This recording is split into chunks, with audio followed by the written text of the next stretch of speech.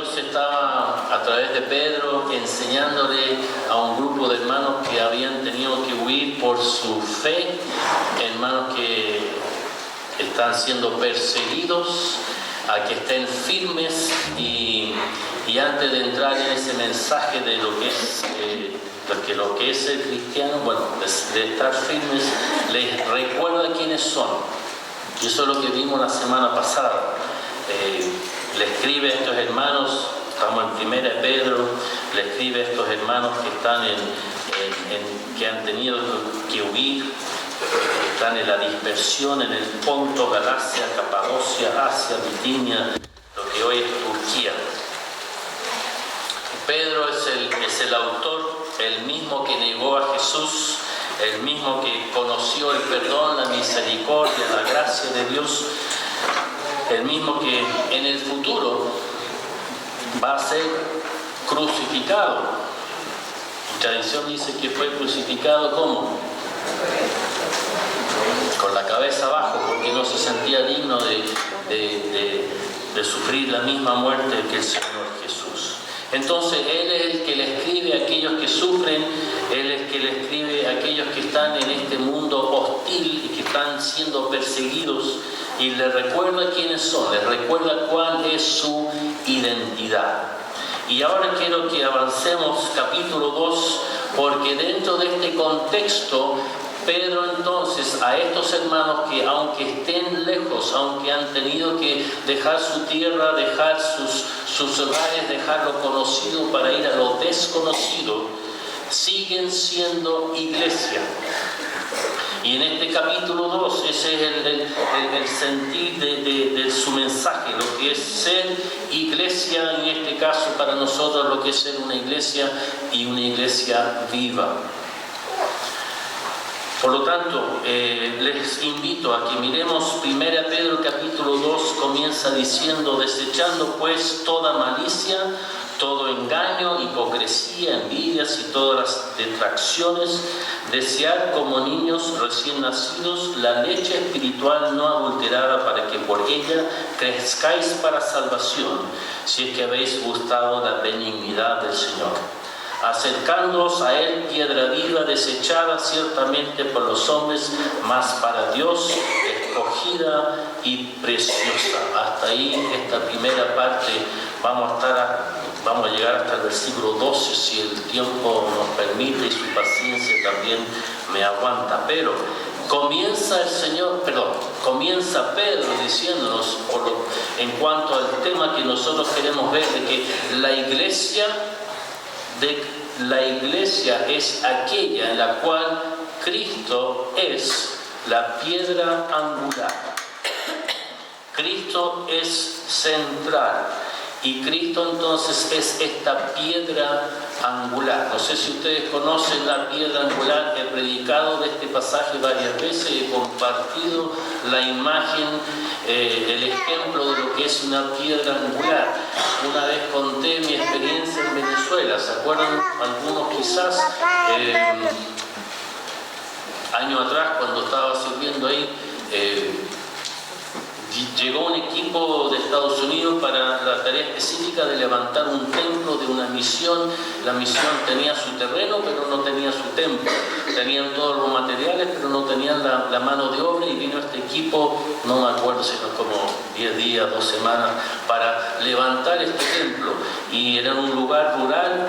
A mí me pidieron que fuera para ayudar en lo que es la traducción, porque obviamente un grupo que vino de Estados Unidos no podía hablar en español, viceversa. Entonces ahí me tenían haciendo mezcla y ayudando de todas cosas, pero más que nada en lo que es la traducción. Pero antes de comenzar la construcción, llega el equipo al sitio, ven el terreno, ven los materiales, y los hermanos ahí diciendo, más o menos aquí es donde queremos levantar este templo.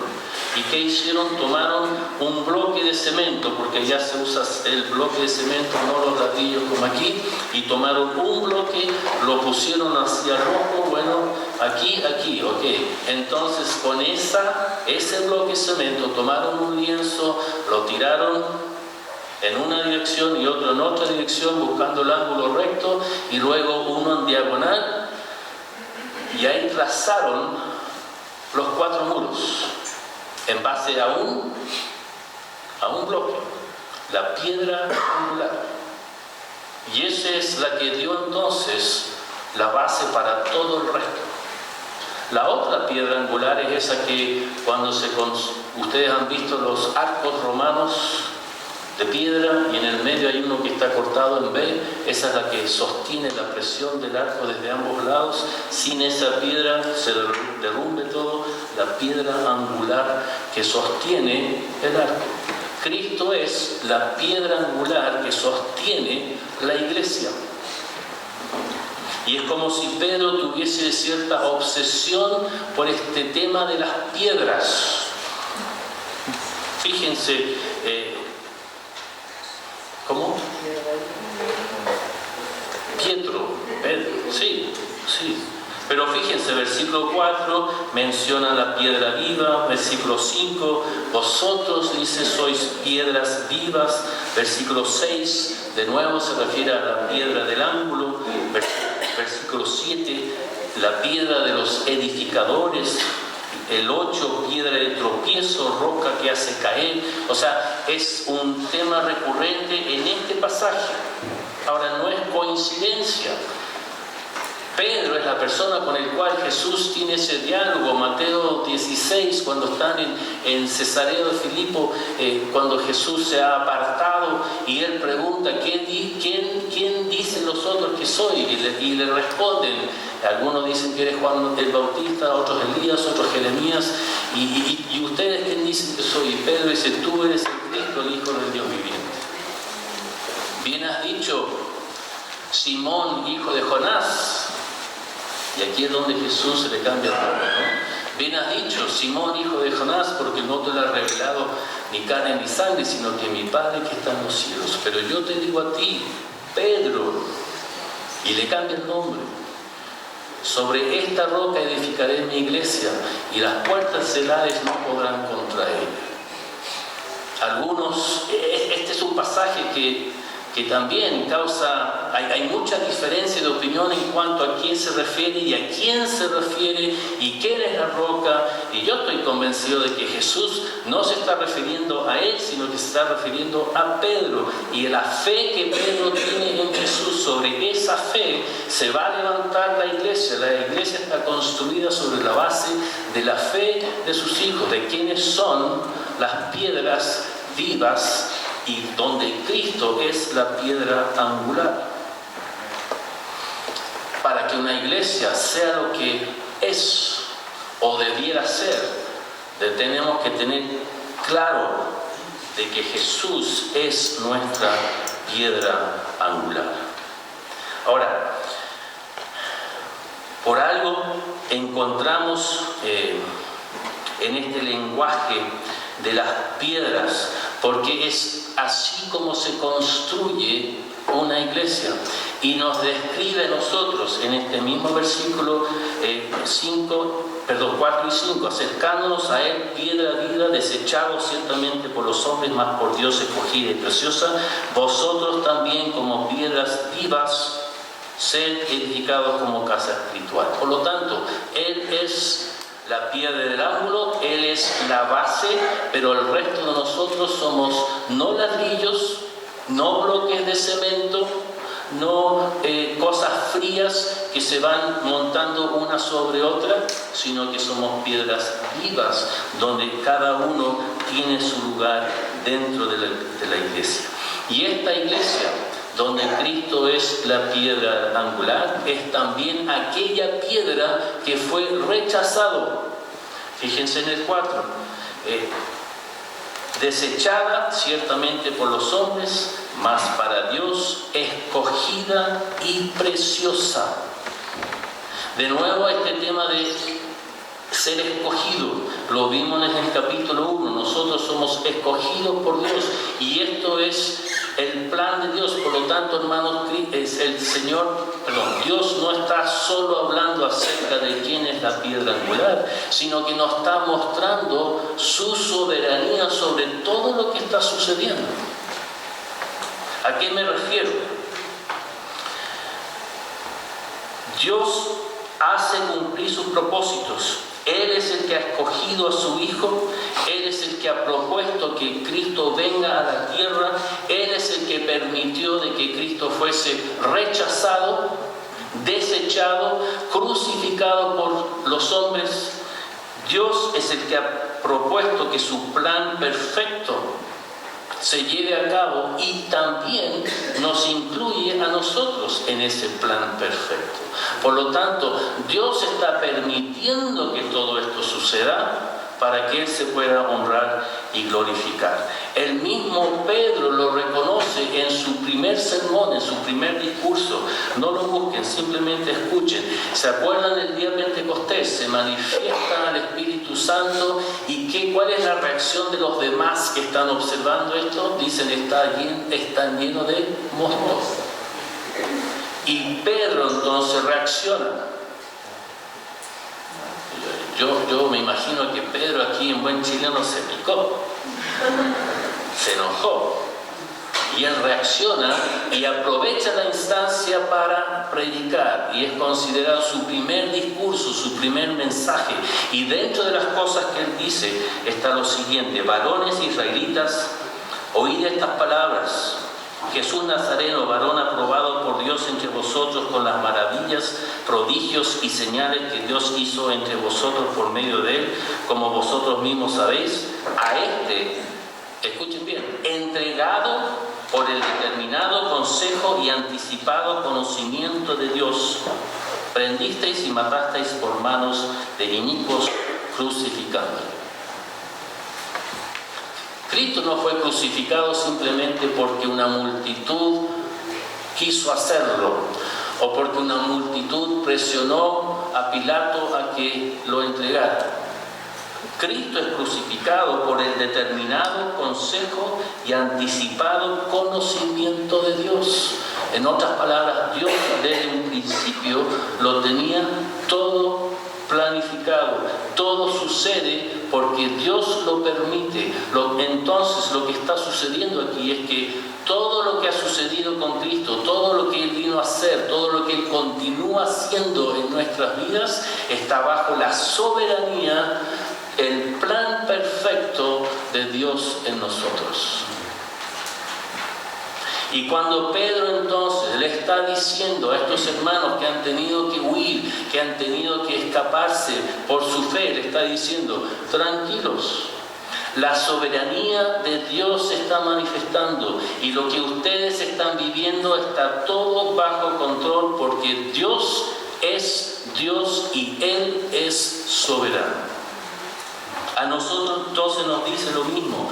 No importa cuál es tu prueba, cuál es tu dificultad, cuál es tu dolor, Dios está permitiendo esto para cumplir un plan, un propósito en ti, pero Dios es soberano.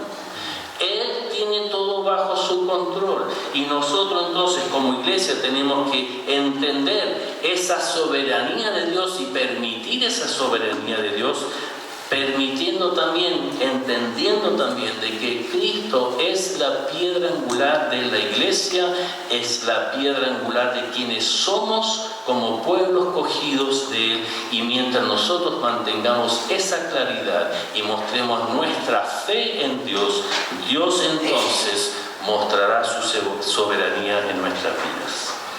Cristo es la piedra angular. Pero Cristo es la piedra angular, segundo, en una iglesia viviente, no una iglesia estática, fría y muerta. Y en esta iglesia viviente, Pedro nos muestra tres características que nos ayudan a entender y reflexionar sobre cómo estamos cumpliendo en lo personal y también en lo colectivo. Versículo 5, lo primero que nos muestra en esta esfera de iglesia viviente es que somos sacerdocio. Vosotros también, como piedras vivas, 5, como piedras vivas, sed edificados como casa espiritual y sacerdocio santo para ofrecer sacrificios espirituales aceptables a Dios por medio de Jesucristo. El sacerdocio santo para ofrecer sacrificios espirituales. Este tema del sacrificio, este tema de va en relación directa a la justificación, tema con el cual luchó Lutero. Los que han estudiado, él luchó mucho en este tema de obras versus la justificación. Romanos 5, justificados por medio de la fe, tenemos paz para con Dios. Lutero, todo este tiempo, bueno, por mucho tiempo ahí luchando con lo que esto significa, y él es el que plantea, solo fe. Somos justificados solamente por la fe. Pero esto va de la mano de lo que significa ser sacerdotes. Si somos nosotros justificados por medio de la fe, entonces entendemos la obra redentora de Cristo Jesús en la cruz, entendemos de que nuestra fe en Cristo entonces nos abre nuestro camino, nuestro acceso directo a Dios. ¿Qué sucedió además de que Cristo murió en la cruz? ¿Qué sucedió en ese mismo momento? El velo se partió, simbolizando nuestro acceso directo a Dios. Por lo tanto, somos sacerdotes, y de aquí sale la práctica, para algunos la doctrina del sacerdocio universal del creyente. Tenemos directo acceso a Dios, no pasamos por un intermediario, solo Cristo Jesús. Pero ustedes no tienen que pasar por el pastor, el sacerdote, sino que, y tampoco tienen que cumplir con obras para ganarse la salvación, sino que es un acceso directo a Dios por medio de la fe. Pero significa entonces de que tú eres sacerdote y sacerdotisa. El sacerdote tiene doble función: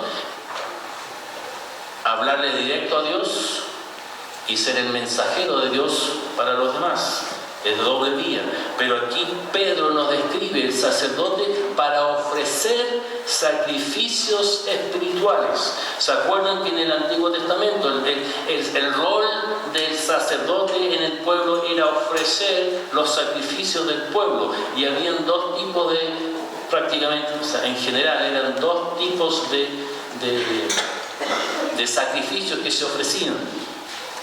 Uno era para pedir perdón, y el otro era, habiendo ya sido perdonados, ofrecían sacrificio de gratitud, de alabanza, de adoración.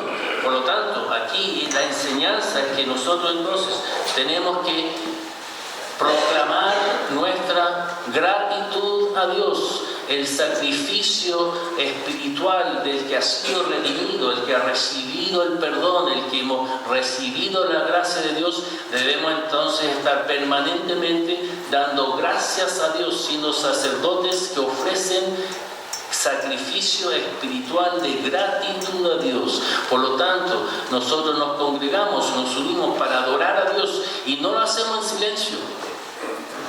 Alzamos la voz, cantamos, proclamamos. Hay muchas formas en donde elevamos nuestra voz para dar gracias a Él, para adorar a Él, para entregar sacrificio espiritual. Es por medio de Cristo, hermanos, que nosotros tenemos una razón para cantar. Es por medio de Cristo que nosotros tenemos una razón para adorar. Es por medio de Cristo que nos da un mensaje para compartir. Por lo tanto, nosotros no podemos ser un pueblo silencioso, sino que elevamos adoración, gratitud, alabanza a Dios, y también proclamamos un mensaje de redención al mundo que está y que sigue aún perdido en sus pecados. Por lo tanto, la iglesia somos sacerdotes santos. También somos, dentro de esta iglesia viviente, somos heraldos, para decirlo de alguna forma. Ustedes saben lo que es un heraldo, ¿no? Es el que proclama lo que el rey ha dicho. El que abría el rollo, leía y simplemente repetía el mensaje del monarca. El heraldo no tenía derecho a cambiar nada en el contenido. Su misión era proclamar lo que el rey ha dicho, y punto. Y fíjense lo que tenemos ser nosotros. Versículo 9. Mas vosotros sois linaje escogido, real sacerdocio, nación santa y pueblo adquirido por Dios. ¿Para qué? Para que anunciéis las virtudes de aquel que os llamó de las tinieblas a su luz admirable. Tenemos el deber no solo de ofrecer y proclamar adoración a Dios y gratitud a Él, también tenemos que anunciar las virtudes de aquel que nos llamó de las tinieblas a su luz admirable. Anunciar, proclamar, compartir el mensaje, no el mensaje nuestro, el mensaje de Cristo Jesús. Y también somos sacerdotes, somos heraldos, también estamos conscientes de la gracia de Dios, de haber recibido su perdón, de haber recibido su misericordia. ¿Por qué es el Señor digno de mi adoración? Porque me ha llamado de las tinieblas a su luz admirable. Tengo conciencia, plena conciencia de quién soy, quién era, pero ahora he sido rescatado de esas tinieblas a su luz admirable. Tengo plena conciencia de la obra redentora de Cristo Jesús en mi vida. Por lo tanto, una iglesia viviente es una iglesia llena de sacerdotes que ofrecen sacrificio, que ofrecen adoración, que proclaman las virtudes, que anuncian las virtudes, que tiene plena conciencia de quiénes éramos, pero ahora somos redimidos por la sangre de Cristo Jesús. Una iglesia viviente, una iglesia que sabe quién es y quién es Cristo, la piedra angular de esa iglesia. Y por último, hermanos, somos una iglesia y deberíamos ser, de acuerdo a lo que Pedro nos dice aquí, con un testimonio viviente. Les dice a ellos que han tenido que huir, recuerden quiénes son. Recuerden lo que Dios ha hecho por ustedes, las bendiciones de haber sido rescatados de la oscuridad, de haber recibido misericordia, de ser partícipes en los propósitos de Dios, de ser hechos piedras vivas. Su iglesia, donde Cristo es esa piedra angular. Fíjense, versículos 11 y 12. Amados, yo os ruego como a extranjeros y peregrinos. No es coincidencia que use esa palabra. Después de todo, ¿a quién le escribe? A aquellos que han tenido que viajar, huir, escapar. Son entonces peregrinos, son extranjeros. Y les dice que os abstengáis de los deseos carnales que batallan contra el alma, manteniendo buena vuestra manera de vivir entre los gentiles, para que lo que murmuran de vosotros como de malhechores, glorifiquen a Dios en el día de la visitación al considerar vuestras buenas obras. En otras palabras, mantengan un buen testimonio. Y lo primero que dice es que abstengáis de los deseos carnales que batallan contra el alma. Todas esas luchas internas que tú tienes, todas esas cosas personales, privadas, íntimas, donde cada uno de nosotros está en esa lucha constante. Esas cosas que no damos a conocer, pero sabemos que están presentes. Y después el segundo, versículo 12, manteniendo vuestra manera de vivir entre los gentiles. En otras palabras, lo que los otros ven. Nuestro testimonio tiene que ser consistente y a la vez consecuente entre lo externo y lo interno, y lo interno con lo externo. Tenemos que ser la misma persona ante Dios y ante los demás. Peregrino, ¿quién es el peregrino? Normalmente es aquel que está de paso, no necesariamente el que echa raíces y se queda. El peregrino es el que hace el viaje, pero es una visita nomás. En cierta forma nos dice nosotros, somos peregrinos, por lo tanto tenemos que tener nuestras maletas hechas, siempre listos y preparados para viajar, para partir. ¿Tú sabes hasta cuándo vas a estar en esta tierra, en este mundo, en esta vida? No. Y tu vida tiene que ser de tal testimonio que tú estés listo para cuando Dios diga que ha llegado tu hora. Tu situación, tu relación con el Señor tiene que estar arreglada, tiene que estar al día. No dejes para después lo más importante, tu relación y tu consagración, tu devoción al Señor. El extranjero muchas veces es el que llega a quedarse. Yo me alegro por esta congregación que está llena de extranjeros, porque ustedes son un aporte a esta iglesia. Ustedes traen sus experiencias de vida, sus testimonios, todo lo que ustedes han vivido en otros lugares, y algunos que han tenido lamentablemente que huir por las situaciones que se están viviendo. El extranjero entonces tiene que estar dispuesto a echar raíces, pero ojo, dice, cuidado con contaminarse con las cosas del lugar donde están.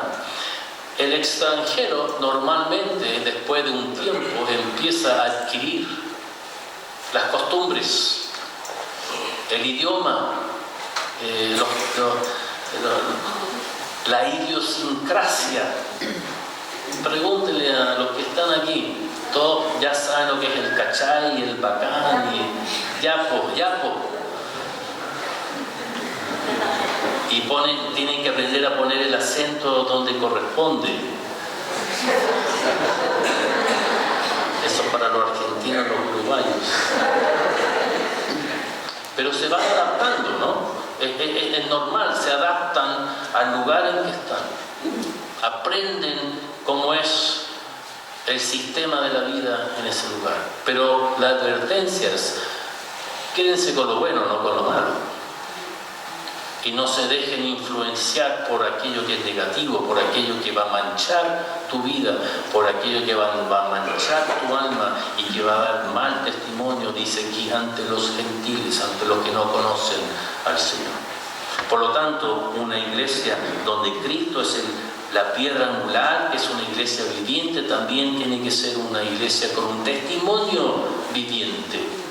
Y nos ha llamado a nosotros entonces a ser esa iglesia que, a pesar de las situaciones que estemos viviendo, a pesar de las circunstancias, las pruebas, tenemos claridad en quiénes somos. Somos hijos de Dios y somos su iglesia.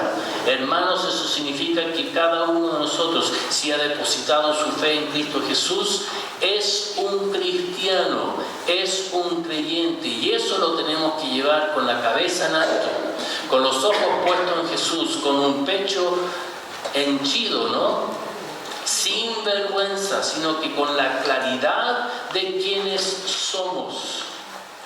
No por mérito propio, sino que solo por la gracia de Dios manifestada en la sangre de Cristo Jesús en esta cruz. Por lo tanto, simplemente para resumir, versículo 9, si tenemos claro quiénes somos, si yo soy un cristiano y a mucha honra, entonces tengo claridad que yo soy linaje escogido, real sacerdocio, nación santa, pueblo adquirido por Dios. Padre, gracias por tu palabra y gracias por recordarnos quiénes somos. Ayúdanos a saber y permitir que Cristo siempre sea la piedra angular de esta iglesia. Que nosotros nunca nos apartemos de tus propósitos y que cada uno de nosotros tenga y pueda reflexionar lo que es ser un verdadero sacerdote ofreciendo sacrificio espiritual a ti. Que podamos nosotros tener claridad, la labor del heraldo, de anunciar, de proclamar las virtudes de aquel que nos sacó de las tinieblas, de poder nosotros también tener conciencia de dónde venimos, de quiénes éramos, y conciencia de quiénes somos ahora por la redención que hemos recibido. Oh Señor, que esta iglesia nunca deje de dar testimonio de quién eres, y seamos extranjeros, peregrinos en esta vida, que tú nos uses, Señor, donde quiera que nos has puesto. Gracias por permitirnos ser parte de lo que es ese linaje escogido, el real sacerdocio, esa nación santa, tu pueblo adquirido por la sangre de nuestro Señor Jesucristo. Gracias por permitirnos ser tu iglesia. Úsanos, manifiéstate en medio nuestro y sigue haciendo tú tu obra entre nosotros. Lo pedimos en Cristo Jesús. Amén.